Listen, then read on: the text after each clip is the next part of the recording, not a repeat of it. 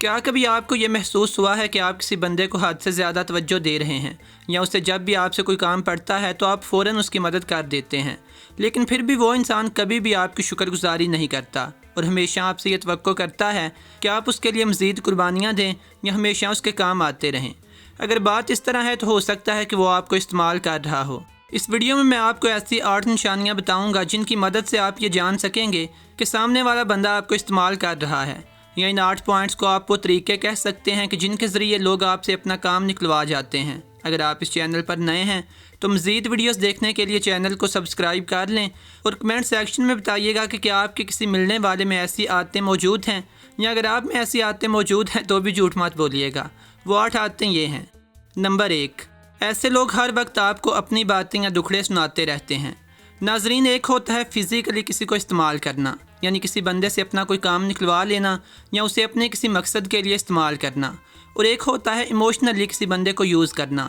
Emotionally کسی بندے کو یوز کرنے سے مراد یہ ہے کہ دوسرے بندے کو صرف اپنے دل کی بڑاس نکالنے کے لیے اپنے پاس رکھنا یا اس سے باتیں کرنا۔ آپ کے بھی کچھ دوست ایسے ہوں گے جو جب بھی اپ سیٹ ہوتے ہیں یا انہیں کسی قسم کی تکلیف پہنچتی ہے تو آپ کو فون کر لیتے ہیں یا آپ سے ملنے چلے آتے ہیں، اور اس ملاقات کے دوران وہ صرف اپنی پریشانی کی باتیں کرتے ہیں یا ان لوگوں کو کوستے رہتے ہیں جنہوں نے اس کے ساتھ برا کیا ہے۔ ایسے لوگوں کی پہلی ترجیح وہ خود ہوتے ہیں۔ وہ اپنے مسائل کا رونا روتے رہتے ہیں، لیکن انہیں اس بات میں کوئی دلچسپی نہیں ہوتی کہ آپ کی زندگی میں کیا ہو رہا ہے۔ وہ آپ کی باتوں پر کبھی بھی زیادہ دھیان نہیں دیتے، بلکہ ایک کان سے سن کر دوسرے کان سے نکال دیتے ہیں۔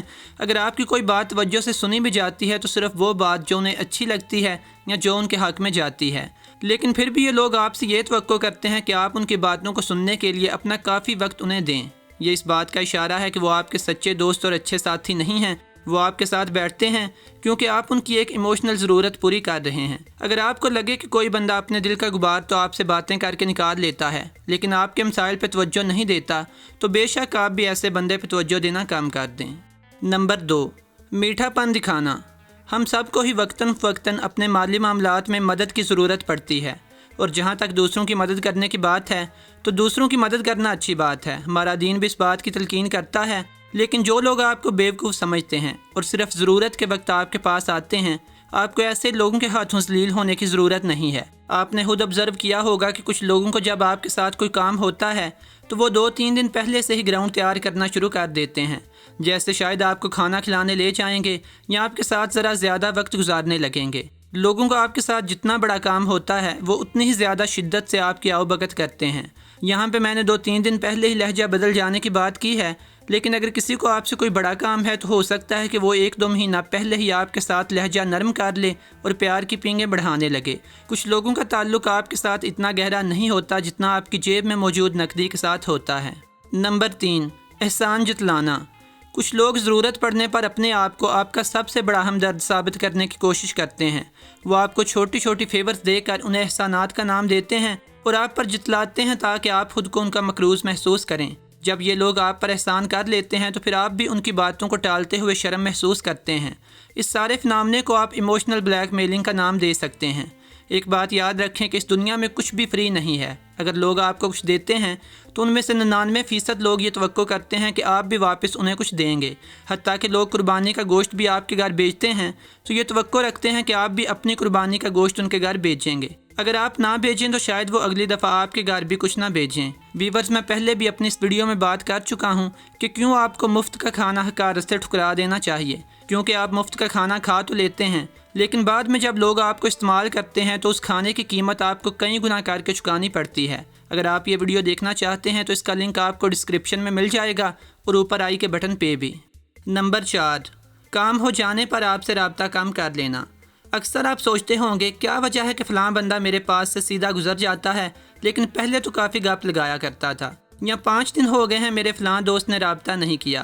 تو اس کی ایک وجہ یہ ہو سکتی ہے کہ اب وہ لوگ آپ کو اپنے لیے اتنا زیادہ کارآمد نہیں سمجھتے جتنا پہلے سمجھتے تھے، اس لیے انہوں نے آپ سے رابطہ کم کر دیا ہے، کیونکہ کچھ لوگوں کا بنیادی مقصد آپ سے اپنا کام نکلوانا ہوتا ہے۔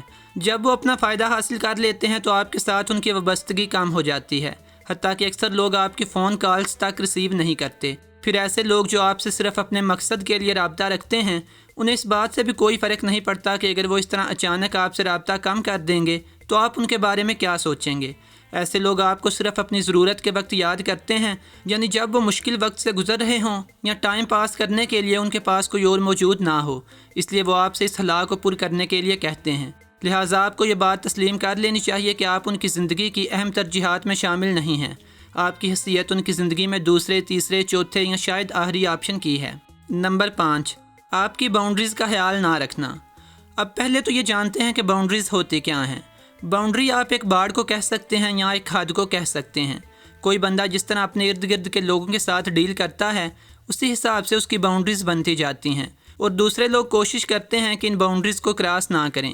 جیسا لوگ آپ کے ساتھ مذاق تو کریں گے، لیکن ایسا گھٹیا مذاق نہیں کریں گے کہ جس سے آپ کی باؤنڈریز کراس ہوں۔ تو جو لوگ آپ کو استعمال کرتے ہیں وہ دوسروں کی باؤنڈریز یا حدود کا خیال نہیں رکھتے۔ مثال کے طور پر اگر کوئی بندہ آپ کو بار بار کوئی کام کہہ دیتا ہے اور اس بات کا خیال تک نہیں رکھتا کہ آپ خود بھی مصروف ہو سکتے ہیں، تو اس کا مطلب ہے کہ وہ بندہ آپ کی باؤنڈریز کا خیال نہیں رکھ رہا۔ یا اگر کوئی بندہ اپنا کام کروانے کے لیے آپ کو بلیک میل کرتا ہے یا اس وقت تک آپ پر طنز کرتا ہے جب تک آپ اس کی بات مان نہ لیں، تو وہ بھی آپ کی باؤنڈریز کو کراس کر رہا ہے۔ اس طرح آپ کی پرائیویٹ زندگی میں دخل دینے والے لوگ بھی آپ کی باؤنڈریز کا خیال نہیں رکھتے۔ اکثر یہ بھی ہوتا ہے کہ اگر آپ ہر کسی کے کام آ جائیں یا کبھی بھی لوگوں کو انکار نہ کریں تو وہ اور زیادہ چوڑے ہو جاتے ہیں اور آپ کو مال مفت سمجھنے لگتے ہیں۔ اگر آپ لوگوں کو انکار نہیں کر پاتے تو اس کے لیے میرے چینل پہ پہلے سے یہ ویڈیو موجود ہے، اس کا لنک آپ کو ڈسکرپشن میں مل جائے گا۔ نمبر 6، آپ کا شکر گزار نہ ہونا۔ ایک سادہ شکریہ کا لفظ بہت ہی عمدہ اور شائستہ ہے۔ یہ جملہ سامنے والے کے کام کی تعریف کرتا ہے، لیکن یہ لفظ بعض لوگوں کی ڈکشنری کا حصہ نہیں ہوتا۔